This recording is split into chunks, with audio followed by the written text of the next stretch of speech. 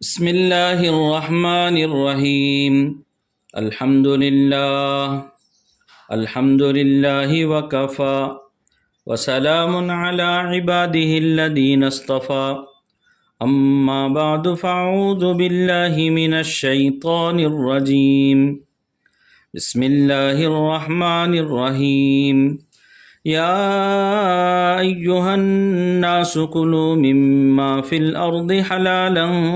طیبا ولا تتبعوا خطوات الشیطان انہ لکم عدو مبین انما یأمرکم بالسوء والفحشاء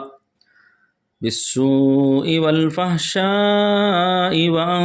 تقولوا على الله ما لا تعلمون صدق اللہ العظیم۔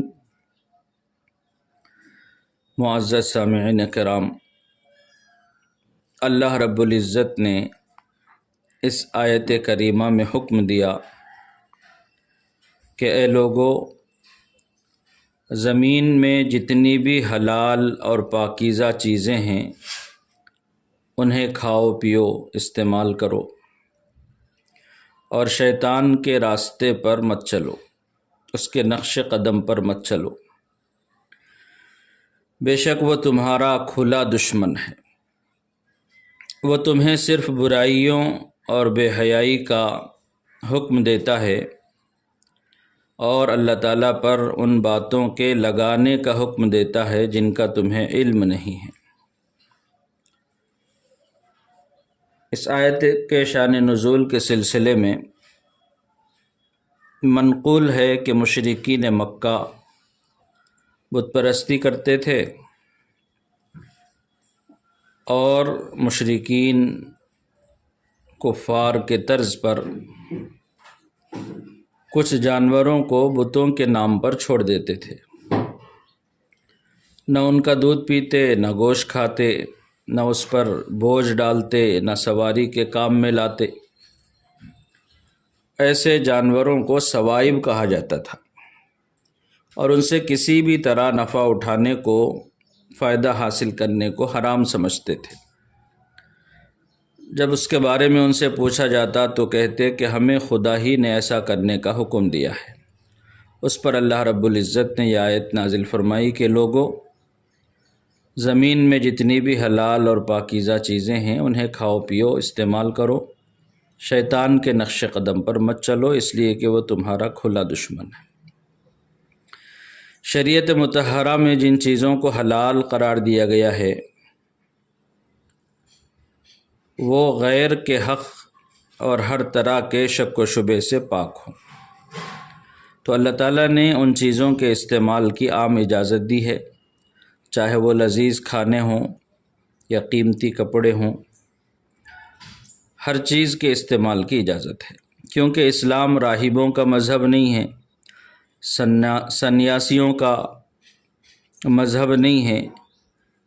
ترک لذت کرنے والے برہمچاریوں کا مذہب نہیں ہے۔ اسلام تو توہمات سے اور جاہلانہ رسموں سے پاک مذہب ہے، اور اس قسم کی تمام پابندیوں کو توڑنے کا حکم دیتا ہے، کیونکہ حلال چیزوں کو حرام قرار دے لینا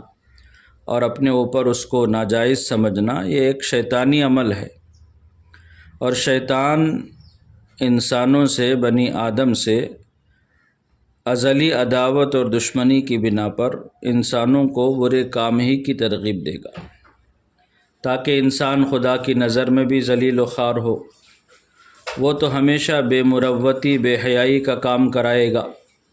تاکہ مخلوق کی نگاہ میں بھی بے عزت ہو، رسوا اور بدنام ہو،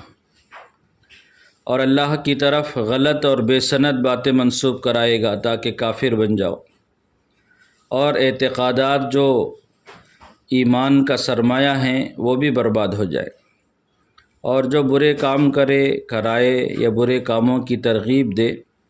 وہ دوست نہیں ہوتا بلکہ دشمن ہوتا ہے، اور شیطان بھی انسان کا ابدی دشمن ہے، ہر وقت مخلوق کے بہکانے پر کمر بستہ ہے۔ اس کی تمام تر کوششیں یہی ہوتی ہیں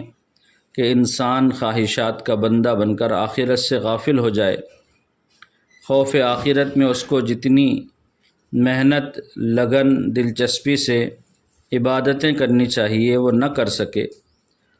تاکہ ثواب سے محروم ہو جائے، اس کے لیے وہ مختلف ذریعوں سے، وسیلوں سے، ہیلے بہانوں سے، داؤ پیچ سے، وسوسوں سے انسان کو بہکانے کی کوشش کرتا ہے۔ شیطان کے بہت سے ہتھ کنڈے ہیں۔ پہلا ہتھ کنڈا اس کا مطالبہ یہ ہے کہ وہ کفر اور شرک کا وسوسہ ڈالتا ہے، اللہ اور اس کے رسول کی مخالفت پر آمادہ کرتا ہے۔ جب وہ اس میں کامیاب ہو جاتا ہے تو پھر ایسے آدمی کی طرف سے وہ مطمئن اور بے خوف ہو جاتا ہے، کیونکہ اس کا منتہائی مقصد یہی ہے کہ آدمی کو کافر بنا دے، مشرک بنا دے۔ اس کا دوسرا وسوسہ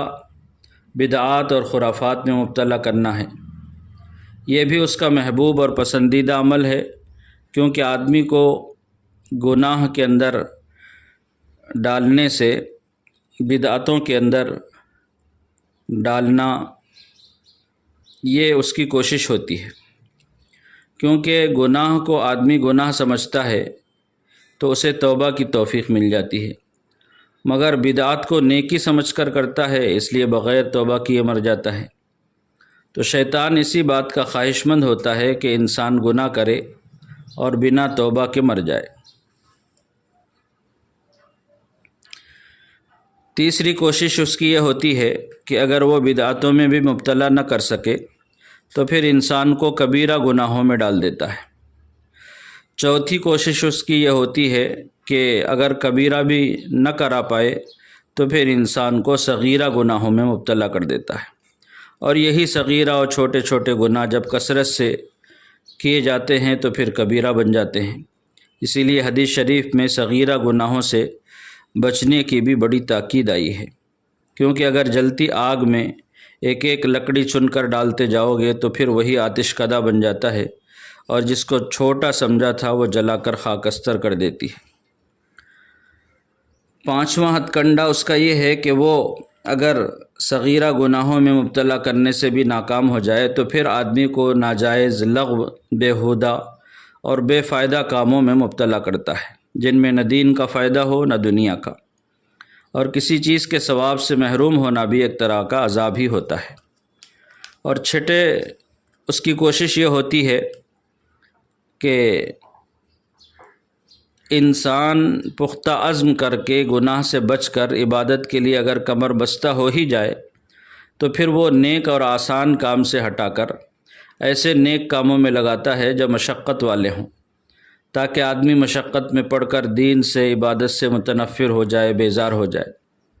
جیسے حسن بصری رحمۃ اللہ علیہ کے زمانے میں ایک آدمی نے آ کر کہا کہ حضرت میں نے پیدل چل کر حج کرنے کی منت مانی ہے۔ آپ نے فرمایا کہ شیطانی وسوسہ ہے، تم سوار ہو کر حج کرو، اپنے آپ کو مشقت میں مت ڈالو۔ ساتواں ہتھ کنڈا شیطان کا یہ ہوتا ہے کہ افضل کام سے غیر افضل کی طرف آدمی کو ڈال دیتا ہے، آہستہ آہستہ اپنا فرما بردار بنا کر برے کاموں میں مبتلا کرتا ہے۔ آٹھواں وسوسہ اس کا یہ ہوتا ہے کہ بڑے ثواب والے کاموں سے محروم کر کے اس کام میں مصروف کر دیتا ہے جس میں ثواب کم ہو۔ اس لیے ہمیں ہر حالت میں شیطان کے وسوسوں سے محفوظ رہنے کے لیے اللہ تعالیٰ سے دعا بھی مانگنی چاہیے کہ اللہ ہمیں شیطان کے وسوسوں سے اور اس کے مکر و فریب سے محفوظ رکھے، اور ہمیں اپنے آپ میں بھی اس بات کی فکر ہونی چاہیے کہ ہم کس کو اپنا دوست بنا رہے ہیں۔ شیطان تو انسان کا ابدی دشمن ہے، کھلا دشمن ہے، اس لیے شیطان کو دوست بنانے اور اس کی اتباع اور پیروی کرنے، اس کے نقش قدم پر چلنے کے بجائے آدمی کو چاہیے کہ وہ نیک لوگوں کو اپنا دوست بنائے۔ قرآن میں 2 لفظوں میں اس مسئلے کو حل کر دیا کہ تمہارا دوست کون ہو سکتا ہے جو خود نیک ہو اور نیکی کا پیامبر ہو، نیکی پر چلتے ہوئے دوسروں کو نیکی کی دعوت دینے والا ہو، اسے دوست بناؤ۔ جو خود بھی برا کرے اور دوسروں کو بھی برائی کی ترغیب دے، شیطان کی طرح دوست بن کر دوسروں سے بھی برائی کرائے، ایسے آدمیوں سے اور انسان نما شیطان سے بھی اپنے آپ کو بچانے کی فکر کرنی چاہیے۔ اللہ تعالی ہم سب کی حفاظت فرمائے۔ وآخر دعوانا ان الحمد للہ رب العالمین۔